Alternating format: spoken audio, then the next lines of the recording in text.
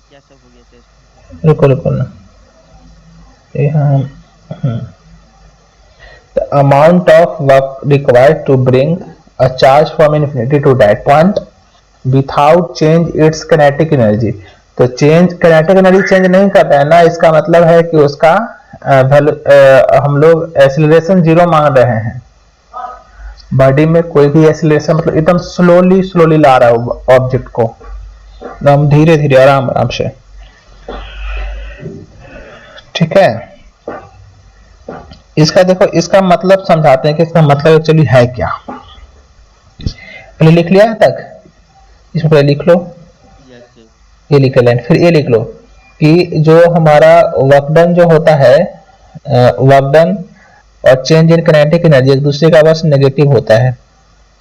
Second line है formula जो है ना, W is equal to U is equal to minus G M M बटे आर। W is equal to U is equal to G minus G M capital M small M upon में R, square में डाल के U is equal to minus G M1 M2 upon में R. Yes sir. अब देखो इस बात को समझिए थोड़ा सा, बताते यू वही है, ग्रेविटेशनल पोटेंशियल एनर्जी को हम लोग यू से लिखाते हैं। यू हमारा हो गया gravitational potential energy, gravitational gravitational potential energy, W जो करता है। हाँ पोटेंशियल एनर्जी। ठीक है, ये मतलब समझो पहले, फिर आगे फिर करेंगे। जैसे मान लो कि यहाँ पे तुमको एक चुंबक रखते हो, है ना, मैग्नेट, मैग्नेट। तो देखते हो अगर दूसरा चुंबक को, अगर एक तो जानते हो ना कि मैग्नेट में होता है नॉर्थ पोल एक साउथ पोल, जानते हो, है ना। एक दूसरा चुंबक है मान लो, है ना, इसमें भी हमारे पास है, यहाँ पे इसको मैंने साउथ पोल यहाँ दे दिया, नॉर्थ पोल यहाँ दे दिया। ठीक है, तो जब आप इस चुंबक को यहीं पे छोड़े हुए हो, इसको यहीं पे रखे हुए हो, और इसको जब इसके पास लेके आओगे तो क्या चाहेगा, इसको धक्का देता है ना, नॉर्थ पोल सेम पोल जो था उसको रिपेल करता है, उसको भगाना चाहेगा। लेकिन अगर तुम इसको जबरदस्ती इसके पास लेके और आओगे तो क्या होगा, तुमको वर्क करना पड़ेगा, बाहर से वर्क देना पड़ेगा, है ना। और जो भी तुम बाहर से वर्क ऐड करोगे वो इसका पोटेंशियल एनर्जी बनके क्या होगा, स्टोर हो जाएगा। जैसे वो भी सिखाते, जैसे मान लो कि तुम जो टंकी में पानी भरते हो मोटर चला के ऊपर में, तो धरती चाहता है कि पानी को नीचे खींचे, लेकिन तुम मोटर चला करके तुम पानी टंकी में भेज देते हो, तो तुम क्या करते हो, वहां पे ग्रेविटेशनल पोटेंशियल एनर्जी तुमने पानी में भर दिया, तभी तो जैसे नल खोलते हैं नीचे अब पानी ऑटोमेटिक अपने से आने लगता है ना। क्यों आता है, क्योंकि पानी में पोटेंशियल एनर्जी भरा हुआ है, स्टोर है, तो वो पोटेंशियल एनर्जी हमारे पास वहां पे यूज हो जाता है।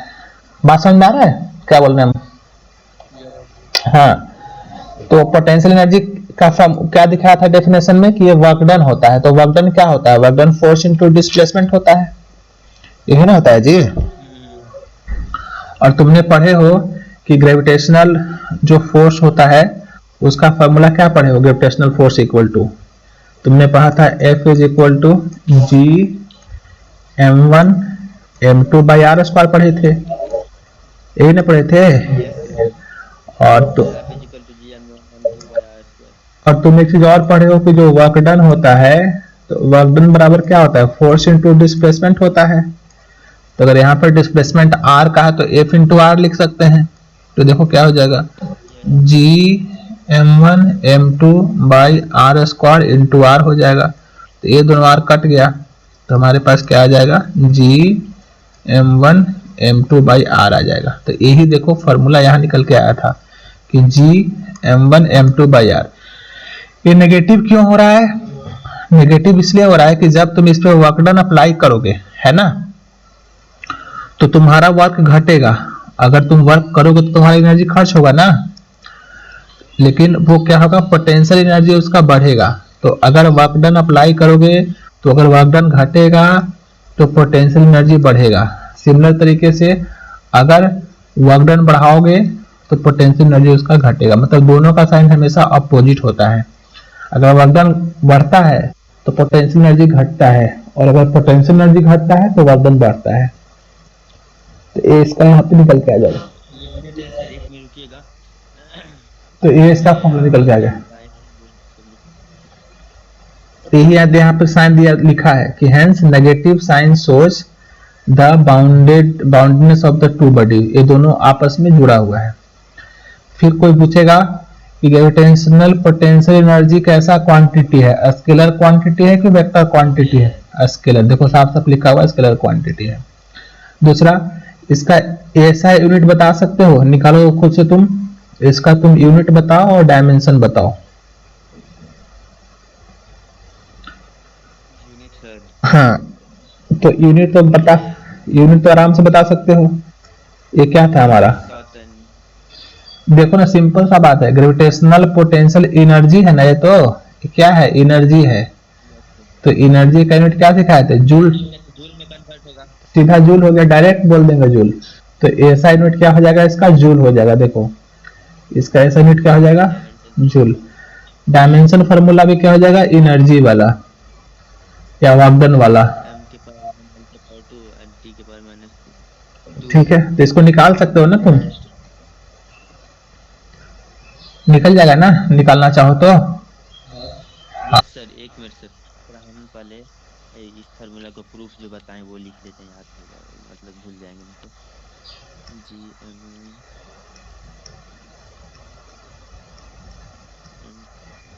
आगे कैसे प्रूफ, f equal 4.21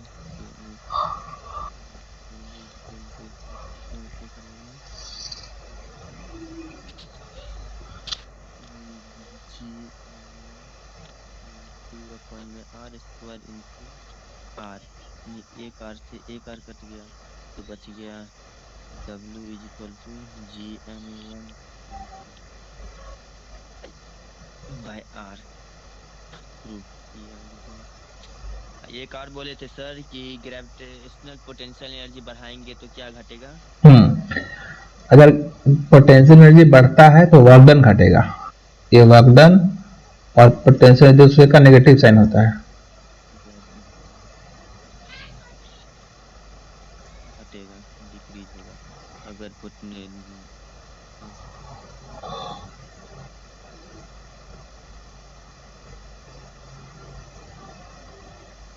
हो गया यहाँ तक? Yes sir, yes sir. आगे बढ़े नेक्स्ट पेज पे। हाँ सर, एक में सर ये क्या लिखा है, the gravitational potential energy of a particle of mass M placed at surface earth M. अच्छा यस सर, बढ़े सर, आगे बढ़िए। जैसे इसी जो फॉर्मूला है ना, उसमें अगर एक मास कैपिटल एम हो जाए स्मॉल एम, तो m1 की जगह पे कैपिटल एम डाल दिया, m2 की जगह पे स्मॉल एम डाल दिया, ये रेडियस r हो गया। ठीक है, ये तो हाँ सर, ये तो प्रूफ कर दिया। ये माइनस कहाँ से आया सर? वही तो बता रहे हैं, माइनस साइन जो ये बोले ना कि अगर एक बढ़ेगा तो दूसरा घटेगा, तो उसी इसका मतलब ये साइन हो गया। हाँ ठीक है, आगे बढ़े। तो ये वाला बात, ये तो पेज समझ में आया। ग्रेविटेशनल फील्ड कल ही बताए थे। Yes sir. पेज चेंज हुआ कि नहीं हुआ? हाँ सर, चेंज हुआ सर। हाँ, तो ये तो लगता, फील्ड वाला आ गया। हाँ, तो ये हम लोग कि इससे इस तरह से पढ़ने में ज्यादा अच्छा लग रहा होगा ना कल से वैसे से। इसमें थोड़ा लिखा हुआ भी है तो साफ साफ दिखता भी होगा। चलो आगे बढ़ते हैं। नेक्स्ट हमारे पास है the velocity required to project a particles to a height h from the surface of earth. देखो ध्यान से, अब ये सब चीज जैसे सैटेलाइट वगैरह भेजते हैं ना, तो वो सब हमारा इसी सारे फॉर्मूले से जाते हैं। जैसे अगर तुम एक बॉल को फेंकना चाहते हो, ये तुम्हारा अर्थ हो गया, ठीक है, ये हमारा हो गया अर्थ। हम अर्थ से चाहते हैं किसी भी ऑब्जेक्ट को कि किसी h हाइट तक मुझे फेंकना है। कहाँ फेंकना है? h हाइट तक। तो हमको कितना वेलोसिटी से इसको फेंकना पड़ेगा? वो हम फार्मूला निकालना चाहते हैं कि हम इसको कितना वेलोसिटी से यहाँ से फेंकें ताकि ये h हाइट तक पहुंच जाए।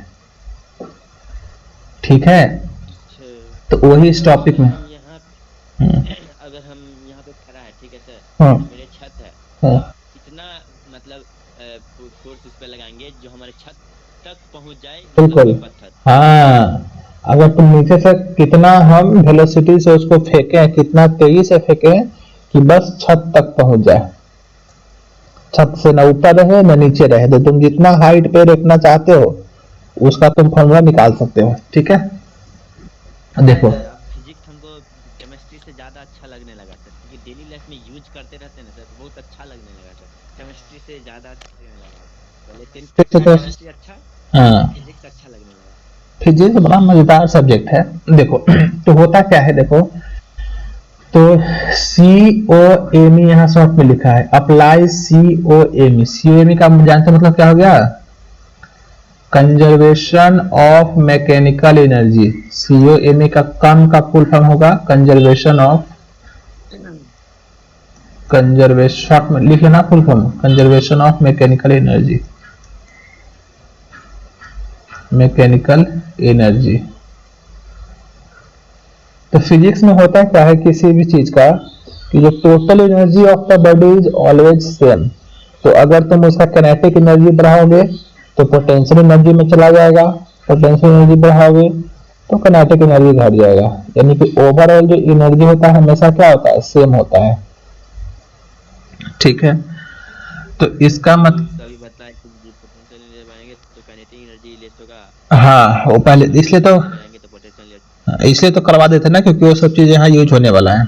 तो देखो जो हमारा बॉडी है, बॉडी का जो टोटल पोटेंशियल एनर्जी यहाँ पे नीचे वाला केस पे होगा, मतलब यहाँ पे जो होगा total potential energy, sorry total mechanical energy, total mechanical energy, उतना ही टोटल मैकेनिकल एनर्जी इसका यहाँ भी होगा।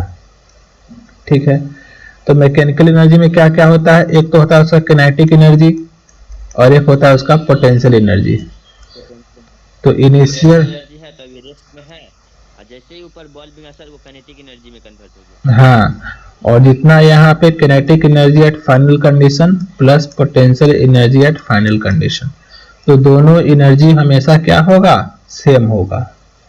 तो वही चीज यहाँ पे लिखे हैं, देखो kinetic energy plus potential energy at the surface, surface का मतलब जब तुम धरती पे हो, नीचे में हो, ये सेम होगा kinetic energy plus potential energy eight final, का मतलब तुम छत की बात करो तो छत पे, कि छत पे जितना kinetic energy plus potential energy होगा उतना ही kinetic energy plus potential energy हमारा ग्राउंड पे होगा। तो ये दोनों को मैंने इक्वल कर दिया। ठीक है वाला पार्ट। Yes sir. तो किनेटिक एनर्जी क्या होता है, हाफ एम बी स्क्वायर होता है। तो अगर इसको हम भी वेलोसिटी, काइनेटिक एनर्जी का formula sir half M V square. हाँ भूल गए क्या, half M V square. Yes sir, yes sir. और potential half M energy, V square. हाँ पोटेंशियल एनर्जी अभी सिखाए हैं, G m1 m2/r, है ना। G M one M two upon में आर। Yes sir. तो देखो अगर तुम ग्राउंड पे हो तो ग्राउंड पे तुम्हारा किस वेलोसिटी से भेज रहे थे, इसको भी से, तुमने माना कि इसको भी से फेंकना पड़ेगा तब पहुंच जाएगा। तो इसका किनेटिक एनर्जी क्या हो गया, हाफ एम बी स्क्वायर हो गया इसका किनेटिक एनर्जी। ठीक है, यस सर। माइनस इसका पोटेंशियल एनर्जी क्या हो जाएगा, G m m/r हो जाएगा, क्योंकि ये अर्थ के सेंटर से तो डिस्टेंस r पे है ना ये वाला। ठीक है, हम्म। तो ये हो गया हमारे पास kinetic energy plus potential energy at surface, surface of earth पे। ठीक है, अगर तुम इस हाइट पे पहुंच जाओगे तो वहां पे तो जाके आपका बॉडी रुक जाएगा, क्योंकि तो उसके ऊपर नहीं जाना ना, उसको उसको तो वहीं तक रहना है। तो वहां पे जाके उसका भी का वैल्यू क्या हो जाएगा, जीरो हो जाएगा। ठीक है, जीरो सर, जहाँ तक मतलब जैसे अभी अर्थ पे हम ये नीचे में है, वहां पे छत के जस्ट कॉर्नर पे भी है, वहीं तक वहां जो सर रुक के नीचे जा रहा है, जहाँ पे तो बिल्कुल, वहां पे जीरो हाँ जीरो भी है, बस जाएगा। बस बस वही बात। तो वहां पे क्या हो गया, भी हो गया जीरो, तो किनेटिक एनर्जी भी क्या हो जाएगा, जीरो हो जाएगा, क्योंकि जब भी ही नहीं रहेगा तो किनेटिक एनर्जी कहाँ रहेगा। ठीक है, यस सर। तो उसका किनेटिक एनर्जी हो गया जीरो। अब पोटेंशियल एनर्जी की बात करो तो G m m/r होता है। लेकिन यहाँ r के जगह पे एक तो यहाँ से यहाँ तक r होगा और a वाला हाइट भी तो ऐड हो जाएगा ना, टोटल डिस्टेंस। तो अर्थ का सरफेस यहाँ से यहाँ तक रेडियस r और a वाला h, तो दोनों मिलकर कितना हो जाएगा, यहाँ पे r प्लस h हो जाएगा। तो इस वाले केस में यहाँ पे r की जगह पे क्या हो जाएगा, r प्लस h। ये ठीक है। Yes sir. तो चलो इसी को आगे सॉल्व करके, हाँ तब इसी को आगे सॉल्व करके दिखा देते हैं।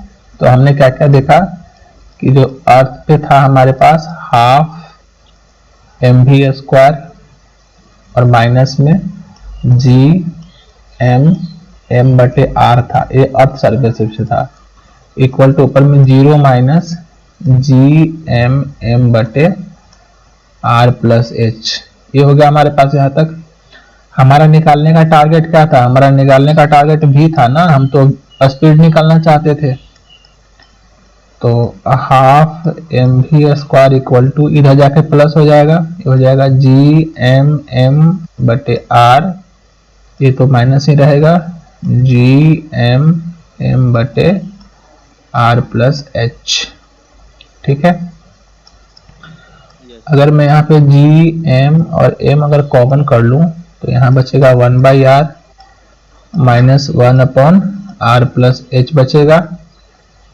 या अगर मैं जी एम यहाँ से ऐसे कॉमन करूं तो हो जाएगा r into r plus h. ये हो जाएगा r plus h minus r ऊपर में हो जाएगा, r कट गया यहाँ पे, तो क्या आ रहा है जी एम और ऊपर में आ जाएगा h डिवाइडेड बाय नीचे में आ जाएगा r into r plus h. एक किसका वैल्यू आ रहा है हमारे पास, हाफ एम। ये जीरो जो है सर यहाँ पे पोटेंशियल काइनेटिक एनर्जी है सर। हाँ, किनेटिक एनर्जी अच्छा फाइनल 0 हो जाएगा क्योंकि वहां पे वेलोसिटी 0 हो गया ऑब्जेक्ट का ऊपर में जाके। जीरो हो गया, ठीक है सर।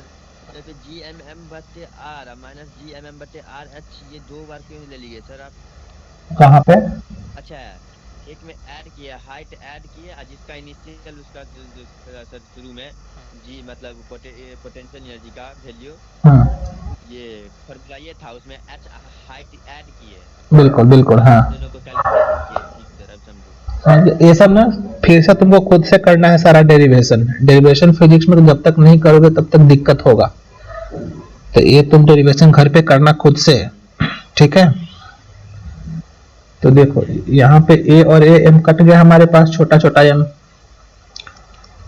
तो यहाँ से v स्क्वायर का वैल्यू कितना हो जाएगा, हो जाएगा 2g कैपिटल M h बटे r into r plus h. ये तो v स्क्वायर का वैल्यू है, अगर v निकालना चाहते हैं तो यहाँ से v का वैल्यू रूट में आ जाएगा, तो आ जाएगा root under of 2gm h divided by r into r plus h. ये हमारा आ गया वेलोसिटी का वैल्यू। अगर इसको और सिंप्लीफाई करके लिखना चाहते हैं हम लोग तो वो भी लिख सकते हैं।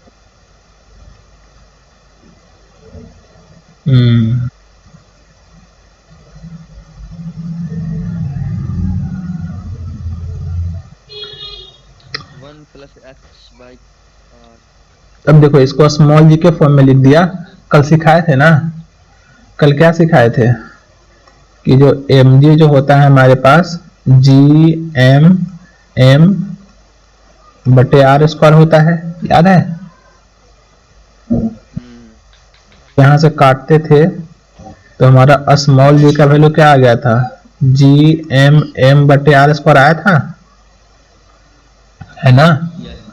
तो अगर ये वैल्यू पुट करना चाहो तो कर सकते हो। तो यहां से देखो, अगर मैं g is equal to a G M और r ऐसे अलग से लिख सकता हूं 1/r को, ठीक है। तो ए जी एम बटे आर के जगह पे चाहो तो तुम जी आर लिख सकते हो, तो जी आर इक्वल टू क्या लिख सकते हो, जी एम बटे आर। तो अगर यहाँ से कैपिटल जी को हटाना चाहते हैं तो इस पॉइंट को हम यहाँ पुट कर देंगे। तो ये पुट करने से देखो क्या हो जाएगा, ये v इक्वल टू हो जाएगा 2, और देखो ये जी एम और एक आर को मिला के तुम क्या लिख सकते हो, इसको तुम लिख सकते हो जी आर, है ना? तो यहाँ पे लिख देते हैं जी आर और एच और नीचे में हो गया r plus H. Sir logic sir. Logic कुछ नहीं, बस हटाने के लिए, सिंप्लीफिकेशन के लिए कि तुमको g का वैल्यू तो जल्दी याद होता है ना 9.8, इसीलिए हम इसको स्मॉल g में कन्वर्ट कर लिए। ठीक है, यस सर। तो जी का वैल्यू 9 कहाँ कैपिटल जी का 9.8? कैपिटल जी का नहीं, स्मॉल जी का होता है। कैपिटल जी का तो 6.7 into 10 to the power minus 11 newton metre पर। अगर इसी को तुम ऊपर नीचे r से डिवाइड कर दोगे तो और सिंप्लीफाई हो जाएगा, तभी हमारा वैल्यू आ जाएगा 2gh डिवाइडेड बाई 1 प्लस, और यहाँ पे हो जाएगा h बटे r हो जाता है ऐसे करके। तो सिंप्लीफिकेशन का चीज है, इधर भी लिखा हुआ है, देखो फाइनली ये चीज आ जाता है हमारे पास जब उसको हम g से डिवाइड कर देंगे। ठीक है, इसको नोट कर लो, यहाँ तक नोट कर लो पहले।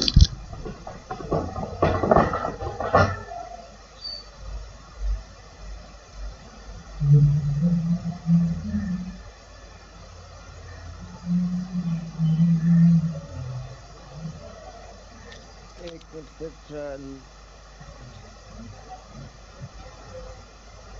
थोड़ा एक पेज बैक करिए तो सर वापस।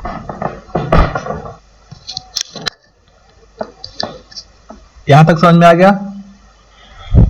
Yes sir. इस डेरिवेशन को फिर से जाके अभी घर पे करना है तुरंत, ठीक है? हाँ सर, करना पड़ेगा, नहीं तो भूल जाएंगे पक्का। हाँ, तो सारे डेरिवेशन को बार बार करना है क्योंकि ये सब बोर्ड में आ सकता है। आगे बढ़े? यस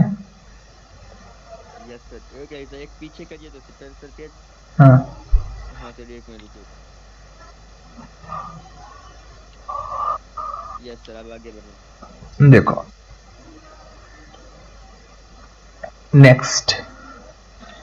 नेक्स्ट हमारे पास टॉपिक है, ये भी काफी इंपॉर्टेंट है, to find the maximum height attained by an object when projected at velocity v। अब इसको ध्यान से सीखो। पीछे वाला टॉपिक में क्या किए थे कि अगर हम हाइट दिया हुआ था कि हमको इतना हाइट पे जाना है तो v निकाले थे, यही था ना क्वेश्चन पीछे वाला में। अब यहाँ पे क्या है कि आपको क्या है कि v दे दिया तो हाइट निकालना है। जैसे अगर मैं बोल दूं कि तुम अपने नीचे से तुमने एक ढेला को फेंका 5 मीटर पर सेकंड के स्पीड से, तो वो ऊपर कितना दूर तक जाएगा वो निकाल के बताओ। ठीक है, तो इस टॉपिक में वही है। हाँ, तो आराम से निकल जाएगा। तो तुमने अभी क्या सीखा था पीछे में? तुमने सीखे हो कि जो अभी सिखाया था ना, v is equal to root under 2gh divided by 1 plus h by r, यही आया था। देखो एक बार, यही आया था ना। तो इस के अगर दोनों तरफ स्क्वायरिंग कर देंगे तो रूट हट जाएगा, तो v स्क्वायर इक्वल टू हो जाएगा 2gh divided by 1 plus h बटे r। ठीक है, अब यहाँ पे क्रॉस मल्टीप्लाई कर दो। चलो इसको मैं अलग में, पेज है मेरे पास, हाँ है, तो मैं सॉल्व करके दिखा देता हूँ यहीं पे। टॉपिक का तो नाम लिख लिए, टॉपिक का नाम लिख लिया। चलो मैं ये सब जो पीडीएफ है ना वो मैं आपको भेज दूंगा। पीडीएफ में कोशिश करूंगा कि सेंड कर दूं। तो चलो, तो तुम क्या कहोगे कि वी नो क्या जानते हैं? v is equal to root under 2gh divided by 1 plus r 1 plus h बटे r था ना, h बटे r था ना, देख लो। हाँ ठीक है, तो अगर हम स्क्वायरिंग बोथ साइड कर देंगे, squaring both side,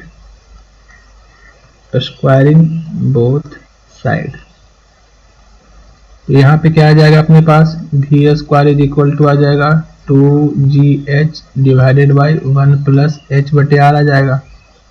cross multiply कर लेते हैं, तो v square into 1 plus h बटे r is equal to 2gh हो जाएगा। मल्टीप्लाई कर देते हैं, वी स्क्वायर